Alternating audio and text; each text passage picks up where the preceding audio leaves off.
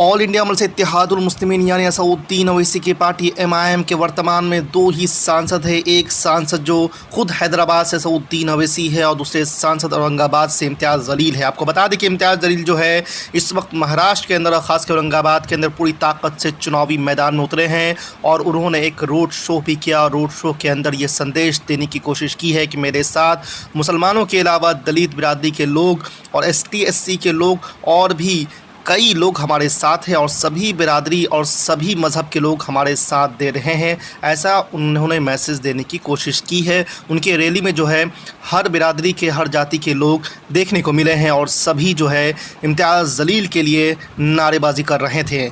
आपको बता दें कि इम्तियाज़ जलील जो है वो मौजूदा वक्त में MIM के दूसरे सांसद है। औरंगाबाद से उन्होंने जीत हासिल की थी और उन्होंने शिवसेना के MP को हराया था और इस बार भी जो है इम्तियाज़ जलील जो है वो पूरी ज़ोर शोर से और पूरी ताकत के साथ चुनावी मैदान में उतरे हैं। हालांकि अब आने वाले वक्त में क्या होता है, क्या वह इम्तियाज़ जलील फिर से इस सीट को जीतने में कामयाब होते हैं या नहीं होते हैं, ये तो वक्त बताएगा। लेकिन MIM ने पूरी ताकत झोंक दी है। देखिए इस रिपोर्ट में कि इम्तियाज़ जलील ने एक जनसभा को संबोधित करते हुए क्या कुछ कहा था। हम अगर डरते हैं, लोग हमसे कहते हैं कि इतना बोलते हो, डर नहीं लगता। हमारी फितरत से वो कहाँ वाकिफ है।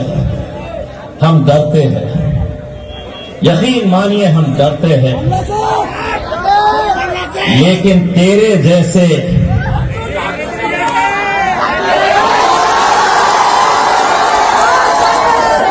हम डरते हैं तो अपने रब से डरते हैं, हम अपने अल्लाह से डरते हैं। वरना तेरी क्या हैसियत, तेरी क्या औकात।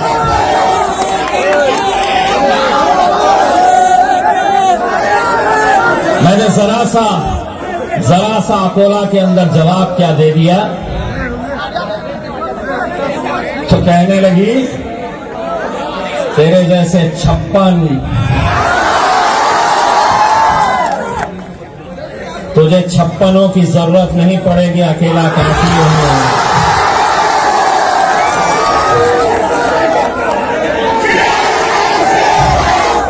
और एक बार अच्छी तरीके से सुन लो। जिस तरह से हमारे भाई आनंदराज साहब ने कहा है, बहुत ज्यादा तादाद की जरूरत नहीं पड़ती है,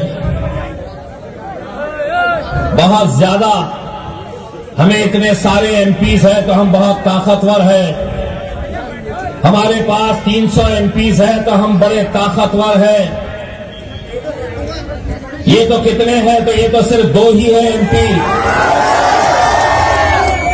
और इंशाअल्लाह हमारे साथ इस बार असद भाई की शेरवानी के साथ साथ इम्तियाज जलील के बीच में आनंदराज अंबेडकर साहब भी पार्लियामेंट के सीढ़ियां चढ़ेंगे। कहते हैं कि 2 है, हम 300 है, क्या कर लोगे? सुनना चाहोगे? जंगल में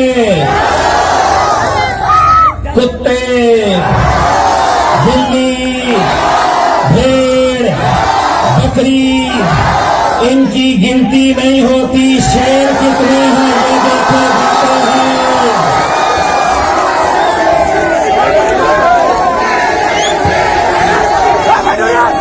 जब हम चुनकर आए थे, अरे बैठो भी, अभी तो शुरुआत हुई है, बैठो।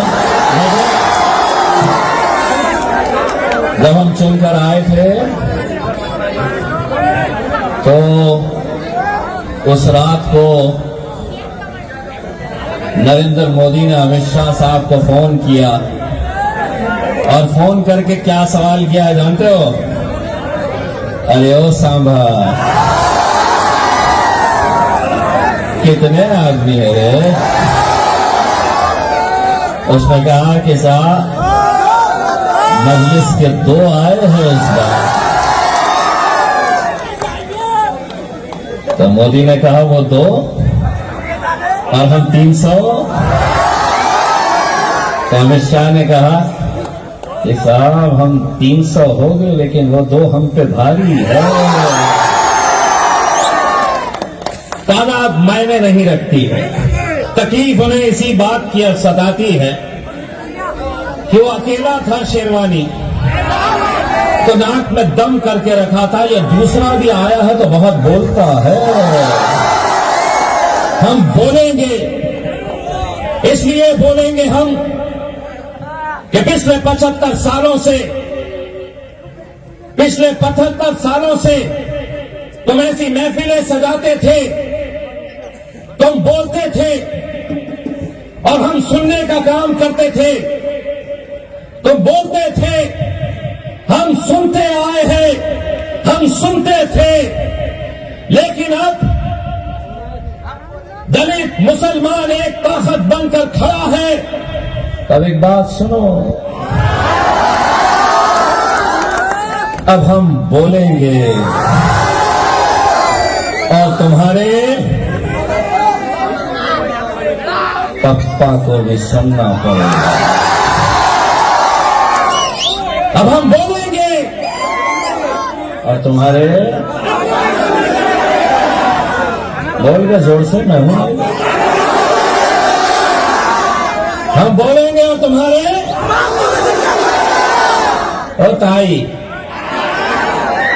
मी आता बोलणार, अर्धा उत्तर तुम्हाला द्यायचं आहे आणि जोरात द्यायचं आहे। कुणाला घाबरण्याची आवश्यकता नाही। डॉक्टर बाबासाहेब आंबेडकरांचं संविधान आहे आपल्या रक्षणासाठी, आणि त्यांचे नातू आनंदराज साहेब इथे बसलेले आहे। हम बोलेंगे और तुम्हारे,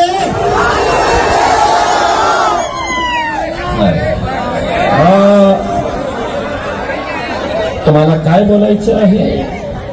तुम्हारे बाप को भी सुनना पड़ेगा। मी अर्धा बोलेल, तुम्ही अर्धा बोला। हे जे कॅमेरेवाले उभे आहे ते जातील नाहीतर पोलिसांकडे की याच्यावर तक्रार करा, आमचा बाप काढला। मी नाही काढणार, मी अर्धा बोलणार, अर्धा तुम्ही बोला। हम बोलेंगे और तुम्हारे, एक कैमरा उधर पलटाओ। हम बोलेंगे और तुम्हारे, आता माझ्यावर केस होणार का घंटा होणार, बाबाजी का ठुल्ले होणार, सबूत ही नहीं। मैंने आधा बोला, आधा इन्होंने बोला, ना इनका कुछ होता ना मेरा कुछ होता। पहले बैठ गए, सारा जोश तुम्हारा कब इलेक्शन के दिन कब रहेगा? सारा जोश तुमको मौका दे रहा हूं ना। 26 तारीख के दिन जानो और ऐसा धप्पा धप कहा गैस के सिलेंडर है, गैस के सिलेंडर को दबा मारना। यहाँ पे गैस के सिलेंडर को, वहां पे तो मैं ऐसी उड़ाने वाला हूं, इनके होश ठिकाने आने होंगे।